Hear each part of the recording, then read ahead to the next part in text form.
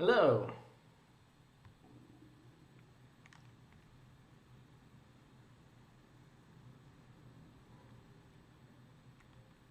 Welcome to everything you ever wanted to know about databases, but were afraid to ask. I'm your host, Dr. Gavin Mendel. I'm the Chief Technology Officer for Terminus DB, and I'm going to give you a quick tour of what a database is.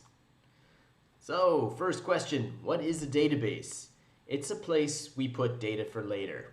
Now, seriously, there's lots of different definitions of a database, and not all of them intersect. If you had a big Venn diagram, you'd have circles, some of which didn't overlap at all. But we're going to talk about it in fairly general terms, and we're going to come up with some kinds of definitions that suit most databases that exist in practice. So, we can put our data somewhere and we can get it back later. This is often used as a way of sharing information between processes. So you'll have some process that needs to do some computation and it'll store the information somewhere. But it's not just storing it for itself, it's often communicating it to other processes. These processes can then look at the data and read it out. The way in which that data is stored is used to mediate between these processes in such a way that they all have some idea of a consistent view of the state of the world. And that's where things really start getting complicated. So we're going to talk about ACID guarantees. What is ACID? Well, we'll get into that in a moment. There's lots of other kinds of paradigms one can use to think about databases. There's the opposite of ACID, base, which is now quite common in lots of different large-scale heterogeneous applications. There are also in-memory databases, and there are other things that aren't durable. For instance, various kinds of message passing protocols that are not durable. So we will think of these as relaxations of ACID, though, rather than take on all possible different kinds of applications at once. So, ACID. Now, if anybody has had to take a course in school about databases, they've certainly run into ACID. It's also used a lot in marketing, and it's something that people tend to want or think they want, but they don't always know exactly what it is. So let's look into the details. So, what is it? Well, it's an acronym, and the acronym stands for Atomicity, Consistency, Isolation, and Durability. We'll go into each of these different features in more detail as we continue this talk. But first, ACID is not actually one thing. It's a bunch of different general principles, and some variant of which is required for a notion of a database. Each principle has a family of answers, and the choices are not really all orthogonal. So these are not a set of orthogonal principles which you can choose some variant of in each of the columns and then have a different kind of database configuration. In fact, they all overlap with each other in a sort of intertwinkled or intermingled way. So we're going to talk about each of these in turn, but we will mention the other principles and how they overlap as we go through them. First is atomicity. So atomicity is a really powerful concept. It means that something is indivisible. You can't break it into parts. Now, it's somewhat ironic that atoms themselves can be divided, but when the idea or concept of an atom was raised, it was a notion of something that can't be broken. An atomic operation happens all at once. So it's an operation where you do something and there isn't any subdivision of that where you can do something in between. It all happens in a single go. And what can be made atomic depends on what kind of abstractions we have, what kind of languages we have, what kind of hardware we have. Now we can bundle something together and make it look atomic, as long as we keep our abstractions connected in the same sort of way, and we'll talk a little bit about this. So, also, atomicity is not really an orthogonal concept. It is intertwined with isolation and possibly durability, depending on how we talk about these things. So when we're thinking about ACID, we'll have to think sort of holistically about the concept of atomicity. First, let's take a really simple example of what we mean here. So we're going to introduce a parallel operator, ampersand, and ampersand is going to let us write in our programming language two different processes, and they can both fire off simultaneously and try to achieve some end. Okay, so in this case, we print foo and we print bar. And this parallel ampersand operator says we're going to fire these off simultaneously. When they actually run, there's various different ways that they could run. They could actually be separate threads, they could be running on separate processors, or it could actually be some sort of concurrency where you're flipping back and forth, and in reality it's serialized. But let's just assume for the moment that they're both printing to the same output I/O channel. So there's one output that they have to, there's a stream that they both have to output to. So when we fire these off, we could yield various different combinations. It could yield foo bar, it could be bar foo, or it could be some mixture. Any mixture of these two simultaneously, because they're both running at the same time, and yet you can see now that the atomicity here that I've chosen is around a single character, but in fact it could be an interleaving of bits depending on what kind of hardware architecture you had. Now that's unlikely in real practice. You're probably going to see something around a buffer size or something like this, but you get the idea that it's atomicity is related to our hardware operations, and it's related to how we abstract things in the programming language. So any other interleaving of these writes is also possible depending on those circumstances. So how could we use atomicity? Well, if we have some sort of primitives that give us the ability to do atomic operations, we can avoid problems that we encounter in running things in parallel. Now, there's a very simple example where I have a bank account, and I don't want the bank account to go below 0. Okay, so imagine we start off with a bank account in which we have, say, $3. So this bank account has $3, and we have two different processes that are competing for the bank account. Say you tried to purchase a stick of gum, and the database has to process whether or not you've purchased this stick of gum, while at the same time you're buying a book on Amazon. Okay, so in the one case we have $2 being subtracted, in the other case we have $3 being subtracted, and one or the other of these should go through. However, if these processes are interleaved, we have the possibility of running the test, and then the second test, and then setting the value, and then we end up actually setting the value below 0 to -2. Now, even though we were doing the tests and checking, between the check and when we set it, things changed. And therefore, our final state is inconsistent because you can't have negative amounts of money in your bank account. Now, as you see, there's possible interleavings in which things do not become inconsistent. For instance, on the right-hand side here, we have if x is equal to 3, or if x minus 3 is greater than or equal to 0, then x equals x minus 3, and we have a consistent state. Because when we check if x minus 2 is greater than or equal to 0, it fails, and we only get one of the transactions. So if we want to be able to affect these all in one go, we can use something called a transaction, and that gives us an atomicity guarantee around the operations provided. Now, we're going to use these square brackets to represent this, and then we'll use the ampersand again to run two of them in parallel, and this runs each transaction in one go indivisibly.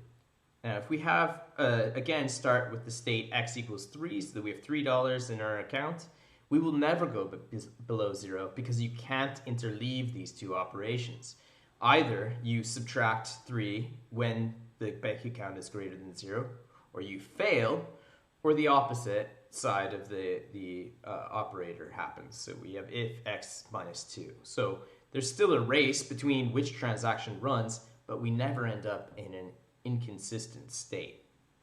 Our final states are now either 0 or 1, depending on which we do first. So transactions are the common way that databases use to achieve atomicity. They're not so common in programming languages, but there are a few languages that support transactional memory, and this can be very handy when you're doing concurrent programming. So there's an example with Python where you open a transaction, you can subtract from the bank account. Some sort of transactional atomic primitive operation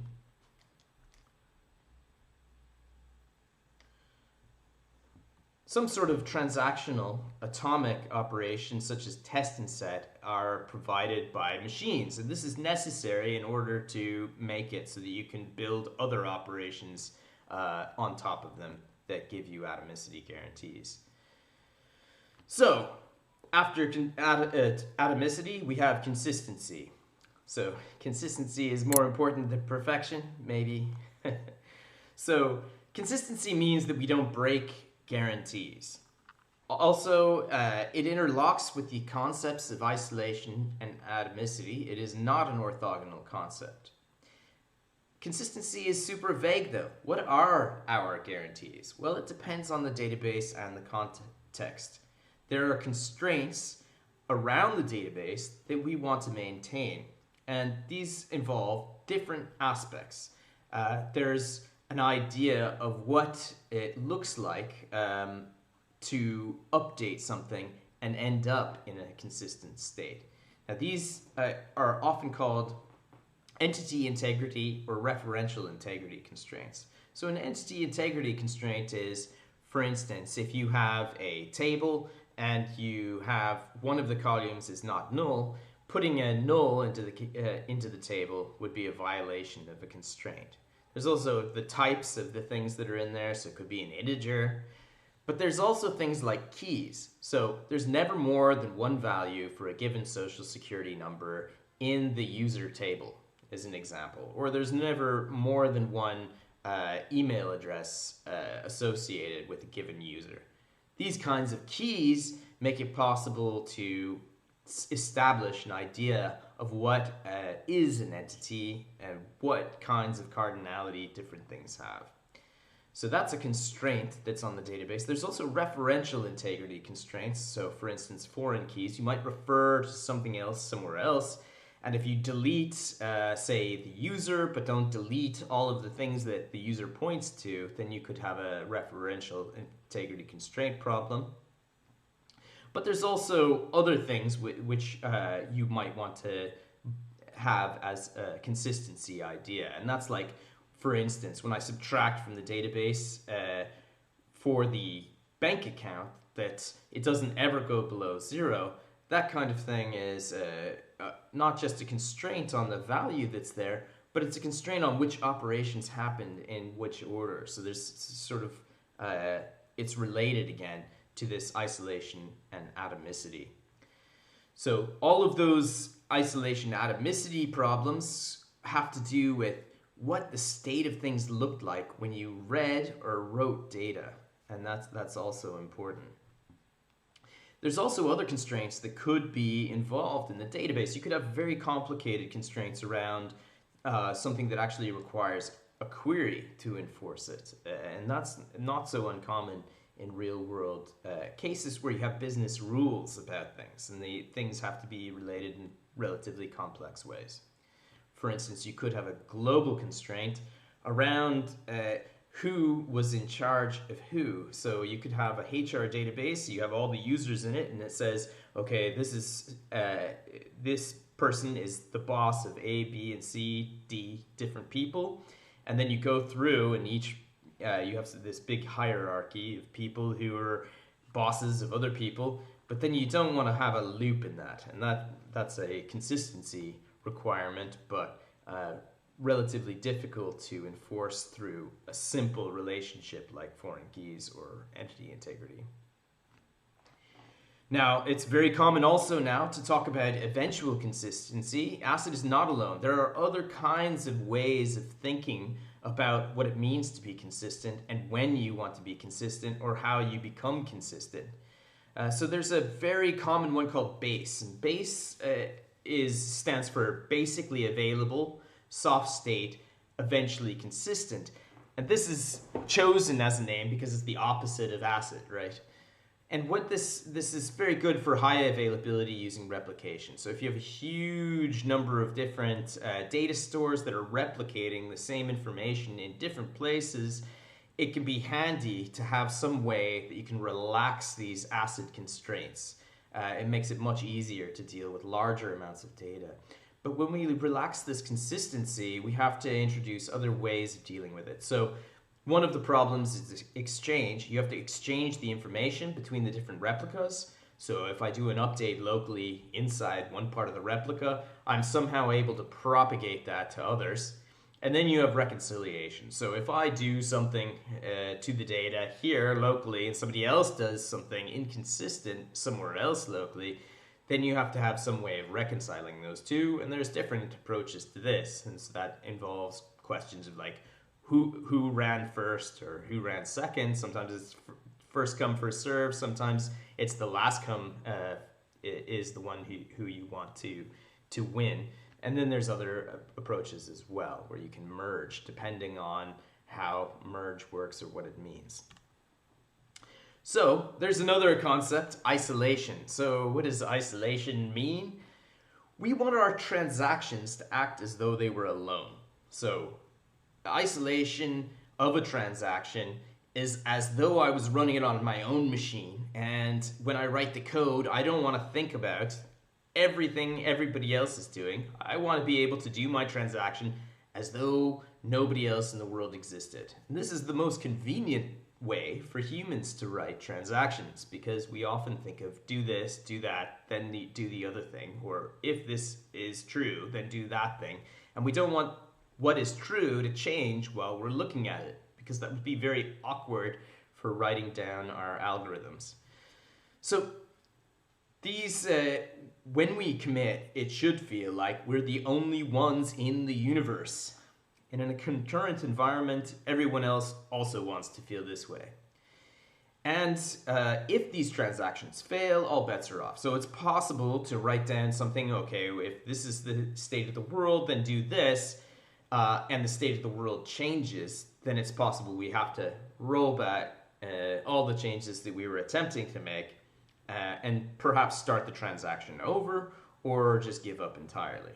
So for instance, if I wanted to buy a stick of gum and my bank account is 0, the transaction has to fail, and I don't get to just retry it easily because, well, it's still 0. So we're doomed at that point until I get a paycheck. Differing definitions and differing levels of isolation can change performance characteristics. So we can relax isolation constraints in order to improve our performance. And now a really common example of this is something we call snapshot isolation. And that has to do with some notion of consistency based on the database. And essentially what it means is if I run 2 different transactions and they each have a view of the world where there's a consistent read set, and that read set doesn't change. So all the things that I'm looking at are still the same, and I write, and what I write to is different than what the other person writes to, then we're okay. So then there's a notion that that's a kind of consistency. Now that can have problems in a sort of generic consistency. You can end up with relaxation of various constraints. They don't work quite right because you're interleaving writes that actually make it inconsistent. Serializability is the highest, so that means that there's some way you could imagine that these things ran completely in order, so that you can create a history in which all of the operations took place in order and neither of them stomped on the other one. So that's the strongest guarantee. If you have a serializability, then it's as though you ran it in isolation. So if we use these weaker notions like snapshot isolation, there's actually a whole range of different kinds of relaxation you can do they will violate consistency in various different kinds of visions of consistency, but it might be good enough. And it's often very good to, for instance, use snapshot isolation. In many cases, the kinds of inconsistencies that can arise can't practically damage you in any sort of way. And if that's the case, then you should opt for these weaker notions. So these levels can be defined in terms of the histories in which things occur, or in terms of locking protocols. I think the modern world, we've moved towards a histories approach because it specifies less about the method of achieving it and more about what it is that we want to achieve. And this is important because now there's lots of different non-locking methods or that use fewer locks to achieve the same sorts of isolation constraints. So durability, we want everything to stick. We don't want it to go away. So when you store data in your database, you want it to still be there. And that's what durability is about. So if a transaction completes, then it should be in some kind of storage. Now, we're going to say non-volatile storage. It's possible that that just means in memory. Maybe you use replication in memory in order to avoid anything ever going out of power. So what it means to be durable also depends on what we're talking about. So we can also relax these sorts of durability constraints. So if I say, okay, durability means I have to be able to pull the plug out of the computer, and my transaction will, if it was mid-swing, then everything will be back to normal when I restart, as though the transaction never run. And if I complete or commit a transaction and told the client that that's the case, then it must be there when I start up again. So that's those are pretty heavy considerations, and oftentimes in practice, databases are not by default set up so that you just pull the plug and everything's going to be grand. And that's because I/O in operating systems is often buffered, so it's not actually written to disk right away, and you have to spend some extra performance cost in order to make that the case. So oftentimes this is a switch or some kind of configuration that you can do for your database to change this parameter.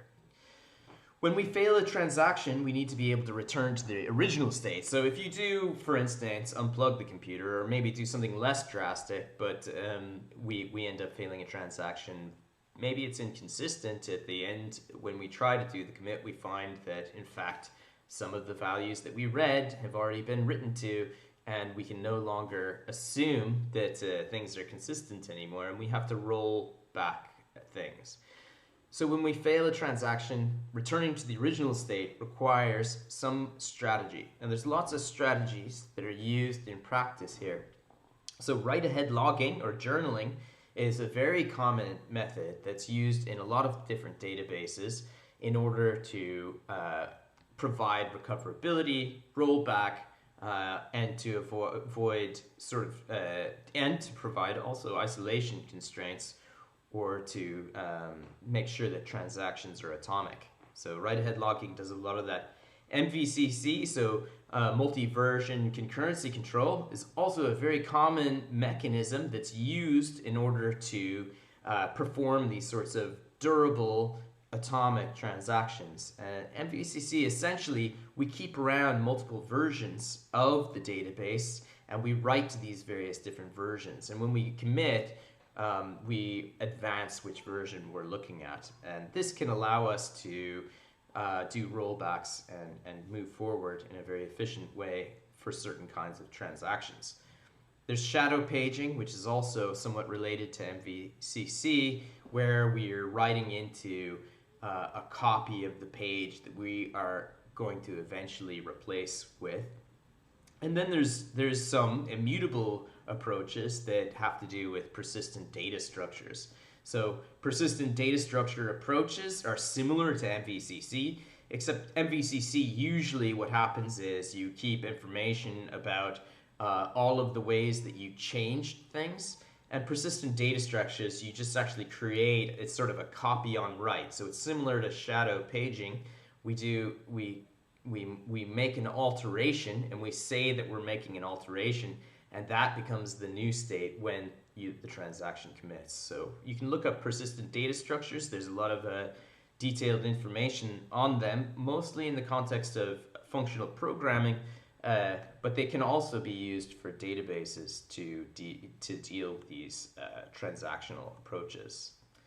So that's sort of an overview from 10,000 meters of what it is to be a database. So I want to thank you for coming to my talk. And if you have any questions, feel free to ask, and we can go back and look at some of these things in more detail. Thank you.